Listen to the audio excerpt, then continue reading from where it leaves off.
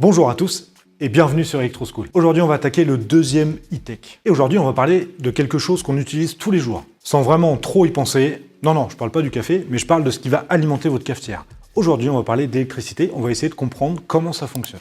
Dans cette vidéo, on va démystifier tout ça. Pas besoin d'être Einstein pour comprendre, promis, je vais essayer de faire quelque chose de simple, de succinct, mais d'efficace.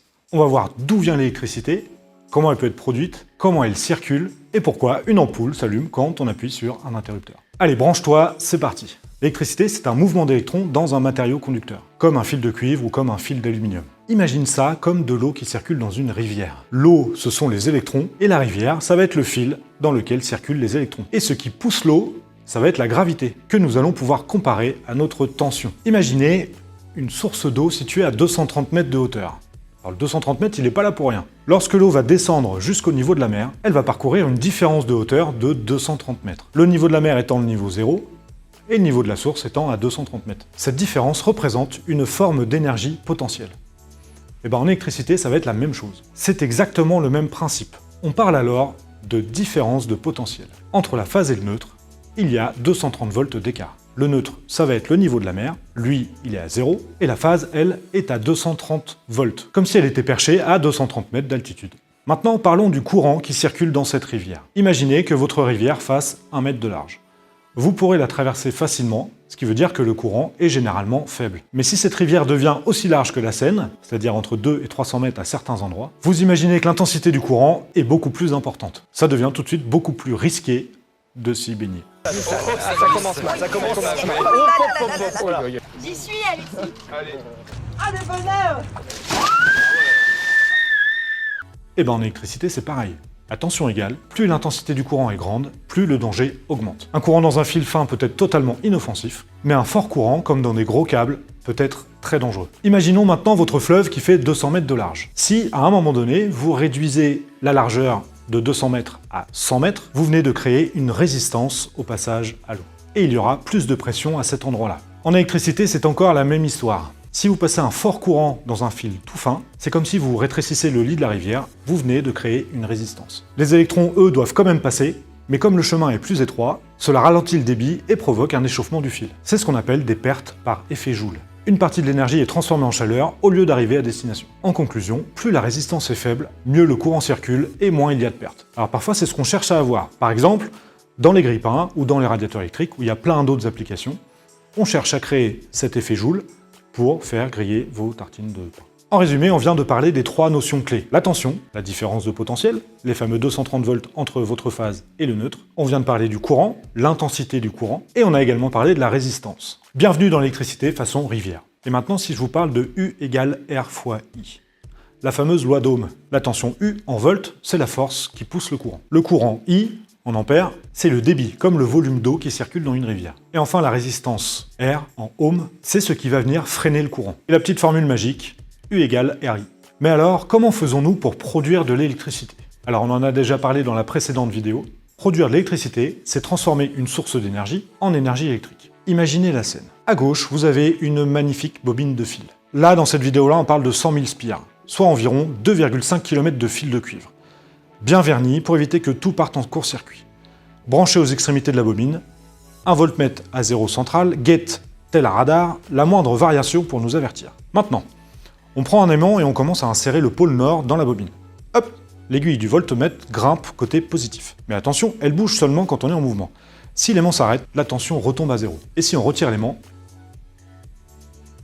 cette fois, nous sommes en tension négative. Maintenant, on va refaire l'expérience avec le pôle sud.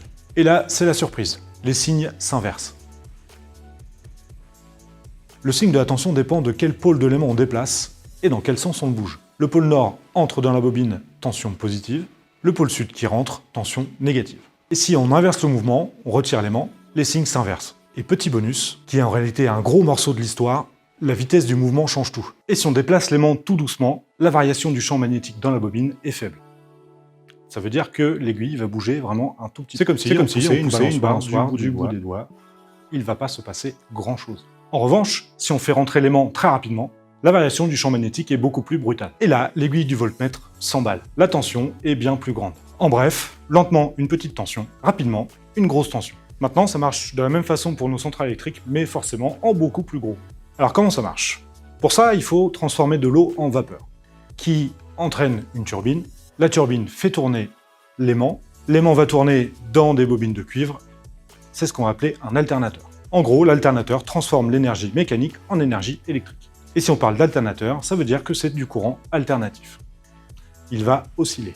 Et pour chauffer l'eau, nous devons choisir un combustible. Pour ça, il y a plusieurs façons de faire. On va utiliser du charbon, du gaz, du pétrole ou alors du nucléaire. C'est ce que nous allons appeler des centrales thermiques. Les centrales hydroélectriques, elles, dépendent de l'eau. L'eau qui descend va faire tourner une turbine. La turbine va faire tourner notre rotor. Le rotor va tourner dans notre stator. Donc l'eau va faire tourner notre alternateur. Pour les éoliennes, elles, ça marche de la même façon. Sauf que là, c'est le vent qui va faire tourner notre turbine. Les pales sont dirigées afin d'améliorer l'efficacité. Il y aura un multiplicateur, car oui, la vitesse est trop faible. En bref, ce sont des dynamos, comme sur un vélo. On va faire tourner l'alternateur 80-90 km/h maximum. C'est toujours l'histoire d'une rencontre. Vapeur, eau ou vent. Alors vous allez me dire, oui, mais comment on fait pour créer l'électricité en elle-même? Pour ça, il nous faut un alternateur. Dans notre alternateur, on va retrouver un rotor, qui lui va venir tourner, il est rotatif, et un stator, qui lui va être statique. Le rotor, c'est la partie mobile, il bouge.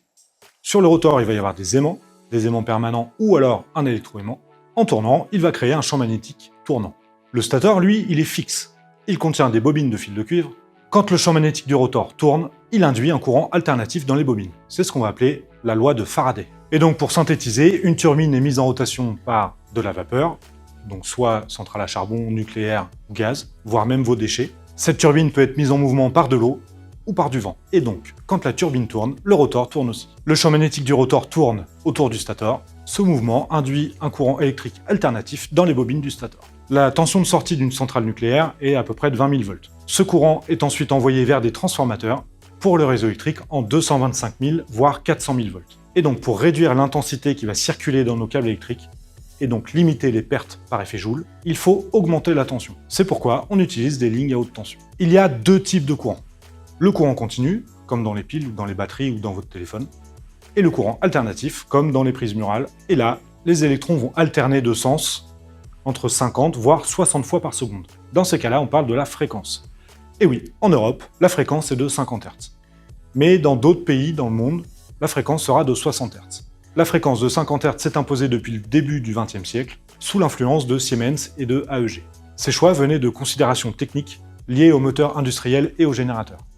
Ils se sont rapidement normalisés dans toute l'Europe, puis diffusés en Afrique et dans une grande partie de l'Asie. En Amérique, c'est l'approche de Nikola Tesla et de George Westinghouse, leur moteur fonctionnant de manière optimale à 60 Hz.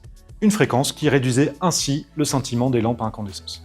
Par leur réseau de production et leur exportation, cette norme s'est étendue aux États-Unis, au Canada, puis à l'ensemble du continent américain, à l'exception de quelques pays influencés par l'Europe.